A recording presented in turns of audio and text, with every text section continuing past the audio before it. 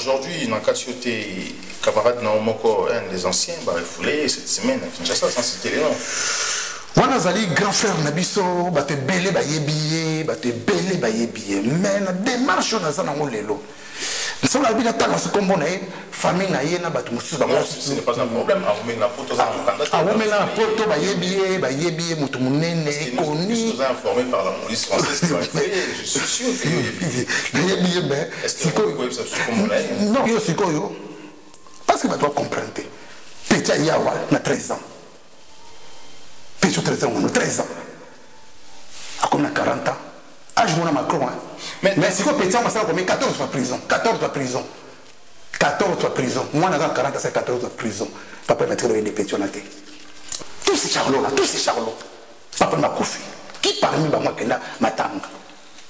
Il se prétend les Petia, papa. Oui. Mais charlot, on a tout. Na calme qui est.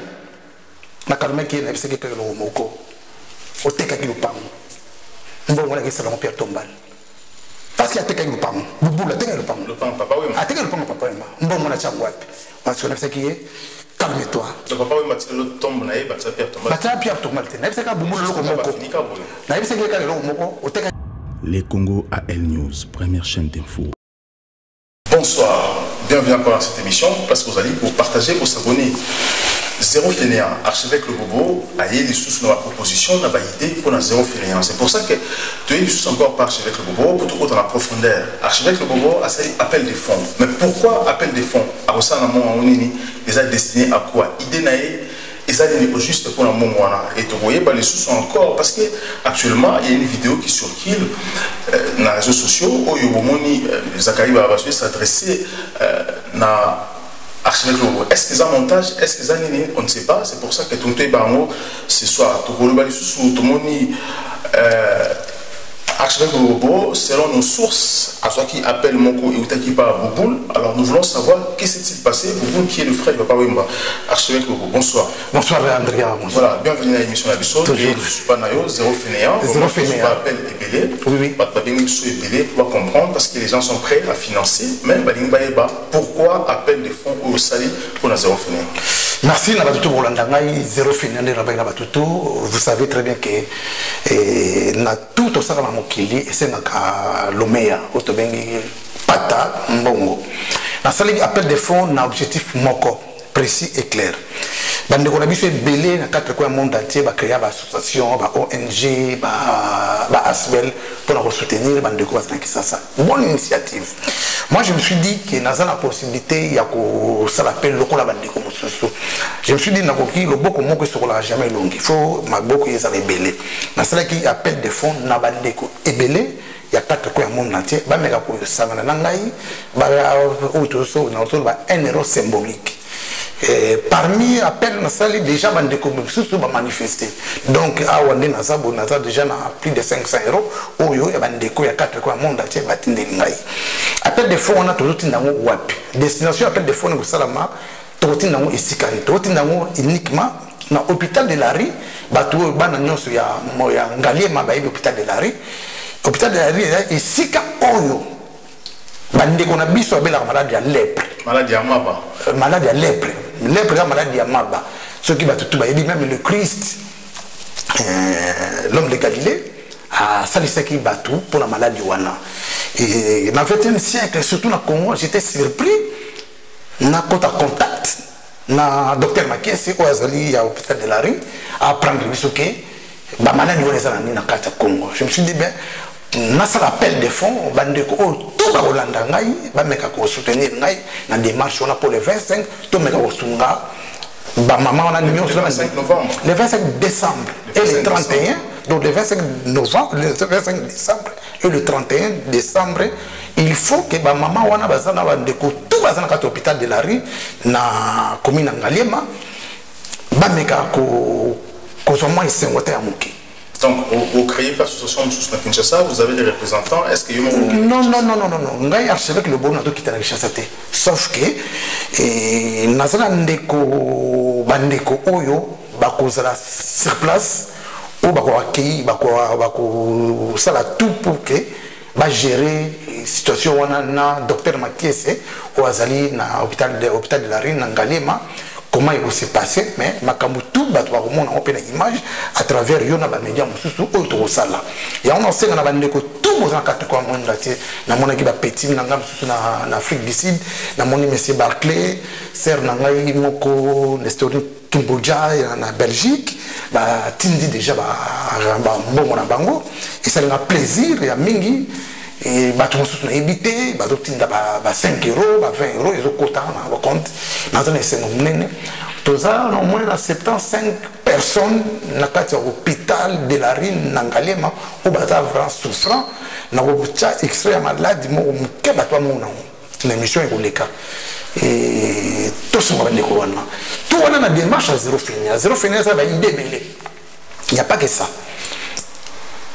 Voilà, archevêque Lobo, alors tu recevoir aussi l'appel et concernant formation, il y a Kajibat, il y a fibre optique. Alors, il y a un peu de partout, il y a des étrangers, il y a ça, il y a cause de formation. Alors, comment pour les gens qui sont en Afrique, ou en Asie, ou en Europe, pour ceux qui baillent, vous avez vraiment en charge, comment ça se passe? Est-ce que vous avez vraiment en charge ou bien comment? En fait, pour le problème, il y a M. Bertin. Aujourd'hui, j'ai quand même zéro fainéant et ça les espoirs.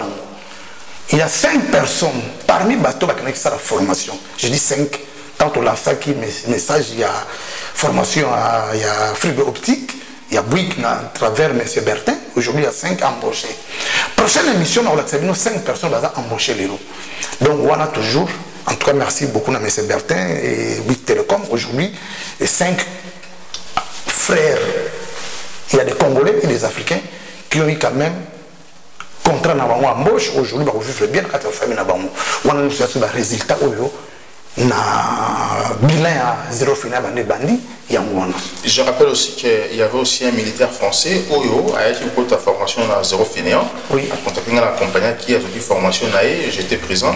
Oui. Et donc aujourd'hui pas un étranger va vous contacter aussi pour la formation. Est-ce que ça se passe comment au niveau des prises en charge, au niveau des logements, ça se passe comment? En fait, il y a un autre qui m'appelle monsieur ya Tunisie, bande comme ça en Allemagne, au bande qui va faire la formation là. Monsieur Bertin Nabik bazwa qui disposition pour le sakabato. Mais nga bateau tout bazalo en Afrique, na zala na lingité ko sala bato prise en charge et comme lokola na komi ko bengi sabato na poto à travers zéro finena na problème o yangai. On na limité.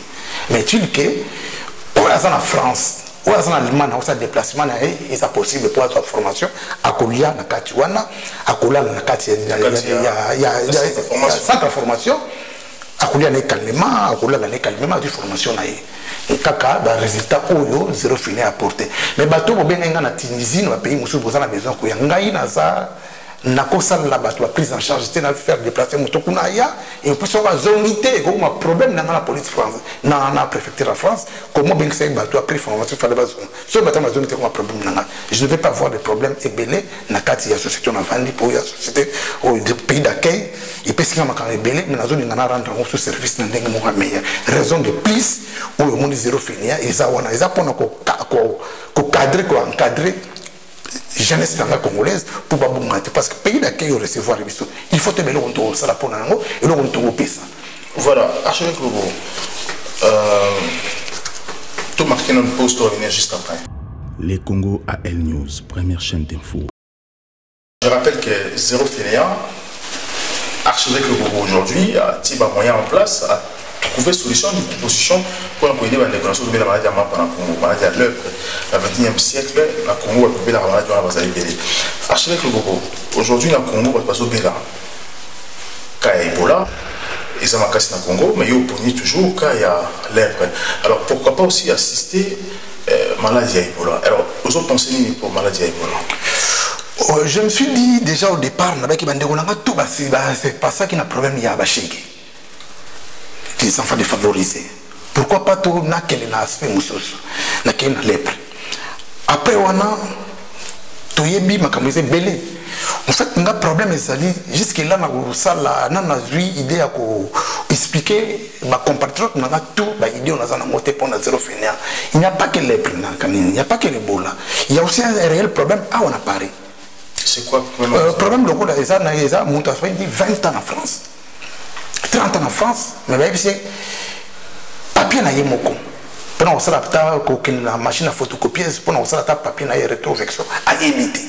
Ce sont des sujets aussi qu'il faut planter des marches bande qu'on a biso so ça 10 ans 20 ans 30 ans en tout le ça la photocopie à papier na yo moko ko ça problème de gravité donc il y a un problème donc un problème ba idée ezebele ya on senga na bande ko na tout ko zankata kwa monde tie na zanga moko na senga na batamayele ba meko ko epole ngai ngai makambo sengi comptabilité makambo sengi droit makambo sengi baspect ebele yo senga na zara batamayele ya on a sali appel surtout na sociologue na la sali débat mo makasi o bato bele ba comprendre tant na ina thèse ya zéro fainéant thèse ya makasi ya makambo ya musala na meka ko citer ba kombo ya bato tala moto boye après avoir revendre 40 ans na poto akena musala te na sitaki na zéro fini ata nazobeta masolo kola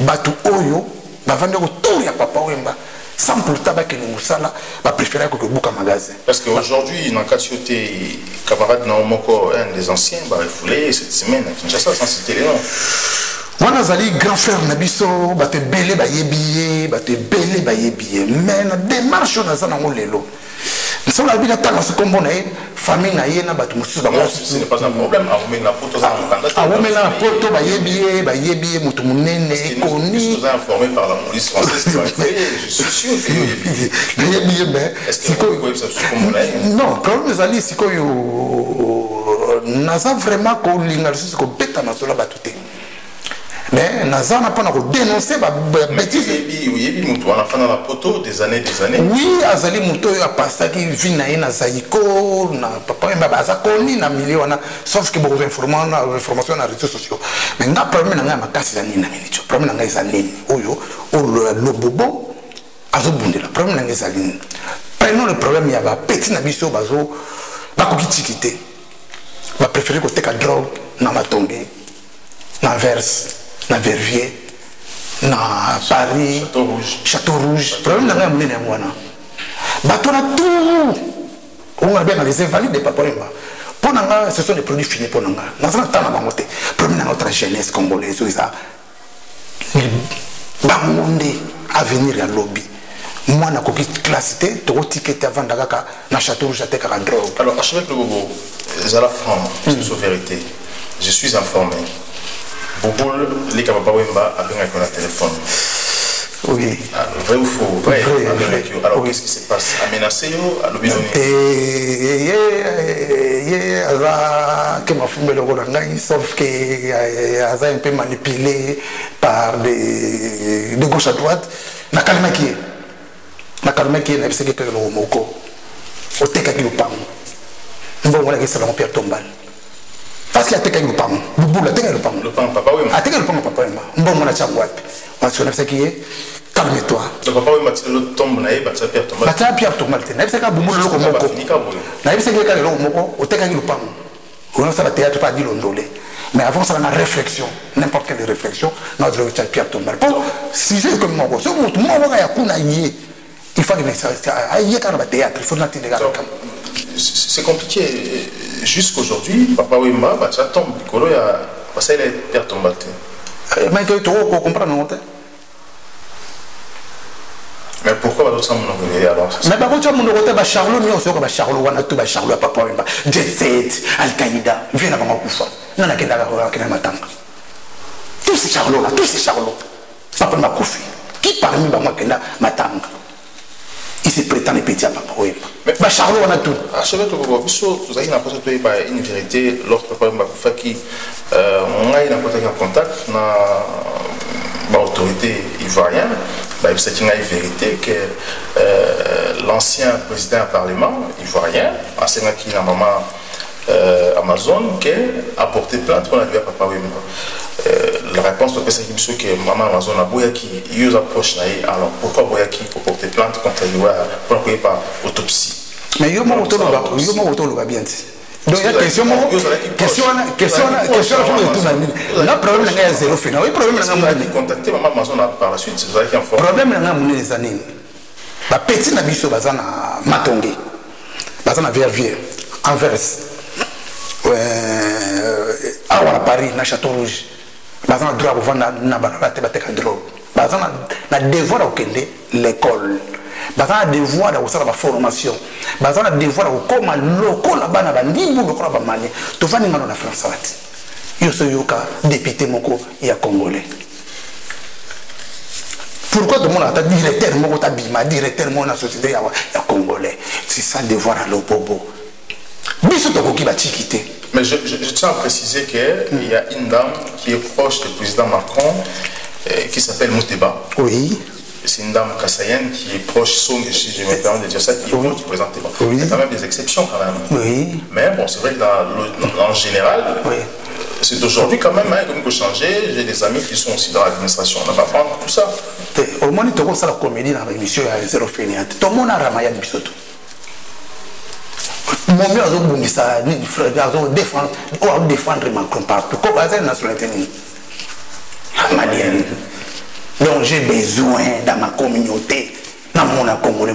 Il y a une parmi Mouteba, moi je l'ai suivi dans la LCI. Nous devons être des responsables, nous devons être dynamiques. Tout le monde a tout le monde a tout le monde a non, ah, pétion comme musicien, notamment pétion fait j'ai besoin de licencier, bima, grand, tout il a commis. On a une communauté congolaise. Potentiel les alliés, dynamique les alliés, rien n'empêche tout comme le rôle là-bas. Donc si je comprends très bien, Moutabenga Kyo, Boubou la Benga Kyo, Boubou Mimoto, il n'y a plus aucun problème. Il y a une réflexion. Au moins, le problème, c'est que tu vois, au moins, la minute au niveau de la commune. Moi, je vois aujourd'hui, devant moi, on a besoin d'un anti-valeur qui existe sur le terrain. Nous avons balayé anti-valeur tout. Nous avons dénoncé les besoins de tout. Force mon côté à ténèbres comme vous savez sur les sociétés. Sans polémique, oui. Une vidéo sur qui dans les réseaux sociaux. Oui. Est-ce que vous allez prendre un frère à Zachary? Zachary, c'est un frère. Je vais vous expliquer, mais on en a très bien. Au moins, il y a encore à créer une religion qui t'aime. Ah, on a parlé. Dans le groupe, il y a tout, il y a les voleurs, tout qu'on sort. Et personne ne peut me dire ce que Dianako se faisait ici comme travail. Personne. Ngaï na Kinshasa. Zachary a tout à l'angaï. Au moins, il y a une émission qui est sapé na Kinshasa. Donc, au moins, il jeunesse autour de Kinshasa, Yangola, Braza, au bazar de Sap. Initiateur de Zéro Fainéant, comme initiateur de Macambouane Salinga. Tout ça, tu as une émission dans Masteranga et puis Roger Biboula, ma collection, mon ami de France, respect, je partais avec cet homme, puis Roger Biboula, ma collection, dans la voiture, à l'époque, Mercedes. Ou bien Mazda 818. On partait avec lui à l'école. Tout le temps, on a eu CPK na Yolocide. Donc, on a eu Mazda d'en face, puis Roger dans la collection. Bisous de ça, la première émission, auto bouillot, bateau d'assa, bateau tout ça, la bataille en haut, on a chaussé la bottine, on a tiré la moto, on a bien en sous un com. Donc, on a eu une émission. Donc, et moi-même, je me suis rendu compte, je me suis dit, quand on a eu un traîneur bateau de tout, bateau de tout, bateau de tout, tout le monde est Milamba. Il y a un devoir, il y a changé de données. Il y a un avec terre, il y a un vie, beaucoup, petit bateau de béba. Petit bateau de béba, il y a un 2003, tant que ça, les sapeurs. Nous avons un devoir et l'obligation de dénoncer tout ce qui était le mal dans ce monde. Et bien, il y en a tout. C'est lui qui est parti, c'est lui qui a fait, ou c'est lui qui a eu le temps d'aller dans Moussala avant la mort de Papa Wimba. Il a une fiche de paye. Tire-le, mon tabi makate. Donc, tu me dis, tire-le, il a une fiche de paye, pour discuter avec le bobo. Pour que le bobo soit considéré crédible, il a une fiche de paye. Là, il y a qui contribuer dans beaucoup. Parce que le problème là-bas, tant que c'est comme fiche de paye, et ça pour un bonheur là-bas, retraite. Et puis, vous avez l'exemplaire pour la bande à mon. Bon, yo, c'est quoi, yo? Parce que tu dois comprendre. Petit Yawa, il a 13 ans. Petit 13 ans, on a 13 ans. Comme on a 40 ans. Âge, on a Macron. Mais si quoi, petit, on va savoir combien 14 fois prison. 14 fois prison. 14 fois prison. Moi, on a 40 ans, c'est 14 fois prison. Pas permettre de des petits. Voilà, merci beaucoup, archevêque. Votre émission là-dessous, Pour ça, l'émission sous avant pour ça l'action à Kinshasa. Action les années le 25 et le 31. Batutu bakomona makambo ça là na décembre awa et hôpital de la Rie na Ngalema na zosenga na bandeko tout ozana na possibilité bomeka ko yede biso to meka ko pese loko. Merci beaucoup parce que vous allez vous partager cette émission, surtout vous abonner largement à la chaîne de la biso. À très bientôt. Les Congo AL News, première chaîne d'info.